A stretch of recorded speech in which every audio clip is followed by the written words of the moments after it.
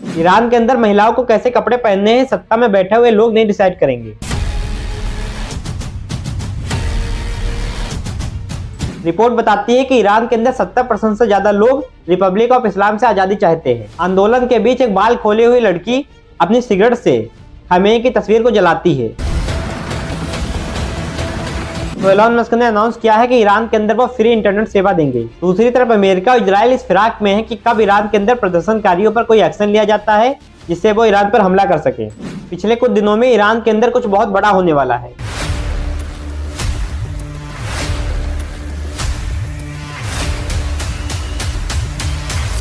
America और Israel Venezuela की तर्ज पर ईरान पर हमला करने की फिराक में है। पूरी दुनिया इस बात को जानती है कि ईरान परमाणु शक्ति बनने के बहुत ज्यादा करीब है। किसी भी समय पर ईरान की सड़कें खून से लाल हो सकती हैं।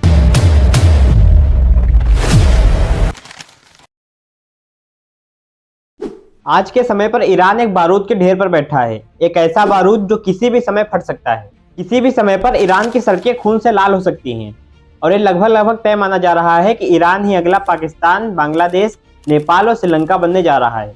आज ईरान में जो आग लगी है या कह लीजिए लगाई गई है, उसकी पहली चिंगारी 2022 में लगी थी। तब से धीरे धीरे हर रोज ईरान जल रहा है और जैसे अमेरिका में वेनेजुला ने अपना काम किया, वैसे ही ईरानी लोगों के अंदर हिम्मत आ गई।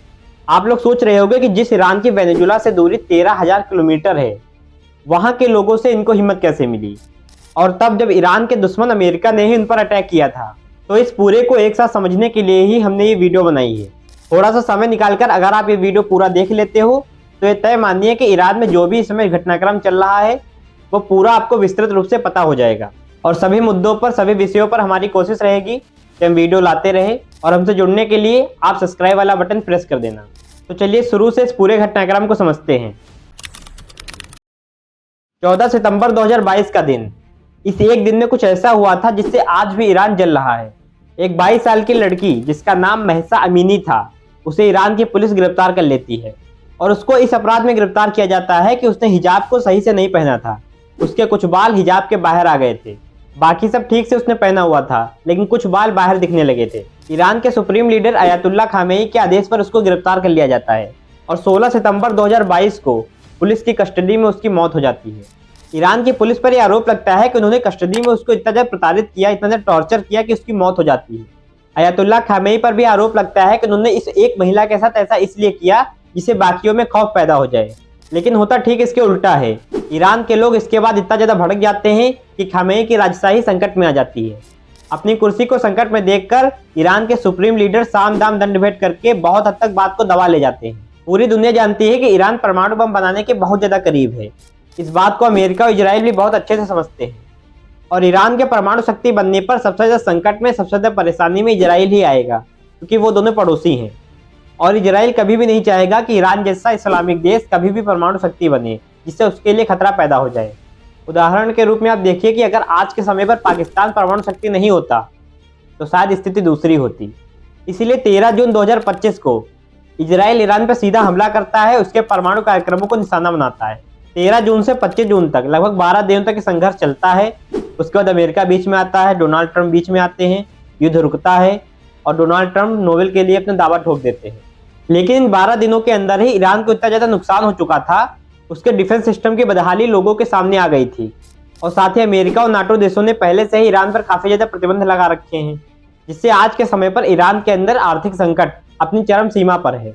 ईरानी लोग इस बात से इतना ज्यादा नाखुश थे कि लोगों के पास खाने तक को नहीं बचा है। तो वहीं दूसरी तरफ ईरान के सत्ता में बैठे लोगों के बच्चे विदेश में पढ़ रहे हैं, वहां एंजॉय करते हुए सोशल मीडिया पर अपनी फोटो डालते हैं, जिसको देखकर ईरान के अंदर लोगों का खून उबल जाता है। लोगों का कहना था कि एक तरफ देश आर्थिक संकट में है और सत्ता में बैठे लोग उसको कम करने की वजह बढ़ा रहे हैं, क्योंकि एक रिपोर्ट बताती है कि ईरान लेबनान में हिजबुल्लाह को हर साल करीब $700 मिलियन पे करता है, रुपए देता है जिससे वो चल सके। तो वहीं गाजा में हमास को करीब 100 से 150 मिलियन डॉलर देता है जिससे वो चल सके। यानी कि खुद के लोगों को संभालने के बजाय अन्यथा पैसा बहा रहे हैं। ये सारी चीजें ईरान के लोगों को अंदर ही अंदर आग बबूला कर रही थी। फिर तारीख आती है 3 जनवरी 2026। अमेरिका वेनेजुला में जाकर, उन्हीं के देश में जाकर उन्हीं के राष्ट्रपति को घर से उठाकर अमेरिका वापस ले आता है और वहां की सेना भी कुछ नहीं कर पाती। यही बात ईरान के लोगों को इतनी ज्यादा हिम्मत दे देती है कि वहां लोग बाहर आ जाते हैं और आज फिर ईरान एक बड़े आंदोलन की तरफ बढ़ रहा है। Netherland based independent research group की एक रिपोर्ट बताती है कि जो 2024 में उन्होंने सर्वे किया था ईरान के अंदर, तो ईरान के 70% से ज़्यादा लोग रिपब्लिक ऑफ इस्लाम के खिलाफ हैं। वो एक सेकुलर देश चाहते हैं जहां पर लोगों को अपनी बात रखने का, अपने तौर तरीके से जीने का पूरा अधिकार हो। महिलाओं को कौन से कपड़े पहनने हैं, सत्ता में बैठे लोग ना तय करें। इसलिए ईरान के लोग चाहते हैं कि उन्हें खामेनी की गुलामी से आज़ादी मिले।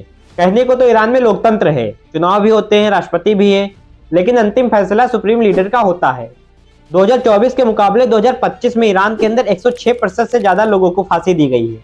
2025 के अंदर ईरान के अंदर जितने लोगों को फांसी दी गई है, उनकी संख्या 2024 में फांसी पाने वाले संख्या से 106% तक ज़्यादा है। ईरान ह्यूमन राइट्स की एक रिपोर्ट बताती है कि साल 2025 में ईरान के अंदर 1900 से ज़्यादा लोगों को फांसी दी गई, जिनमें से 306 लोगों को अकेले फांसी दी गई। इसी आंदोलन के बीच एक बाल खोले हुए लड़की ने जब सिगरेट पीते हुए अपनी सिगरेट से खामेनी की तस्वीर को जलाया, तो ईरान की सत्ता में बैठे हुए लोगों को सीधा चुनौती थी कि अब ईरान के लोग पीछे नहीं हटेंगे। अयतुल्ला खामेनी 85 साल के हो गए हैं। वो अपने बड़े बेटे मुस्तफ़ा खामेनी को ईरान का सुप्रीम लीडर बनाना चाहते हैं, लेकिन 1979 में जब ईरान आज़ाद हुआ था, तब वहाँ पर पहली शर्त ये थी कि ईरान में अब राजा का बेटा राजा नहीं बनेगा, यानी कि राजतंत्र नहीं आएगा। दूसरी तरफ अमेरिका और इजराइल पूरी तरह इस फिराक में बैठे हैं कि कब ईरान के अंदर प्रदर्शनकारियों पर कोई एक्शन लिया जाए जिससे वो हमला कर सके। डोनाल्ड ट्रंप ने खुद भी ये बात बोली है कि अगर ईरान के अंदर लोगों की आवाज़ को दबाया जाता है तो खुद अमेरिका एक्शन लेगा। लोग खामेनी मुर्दाबाद के नारे लगा रहे हैं और ये बता रहे हैं दुनिया को कि हम आज़ादी चाहते हैं।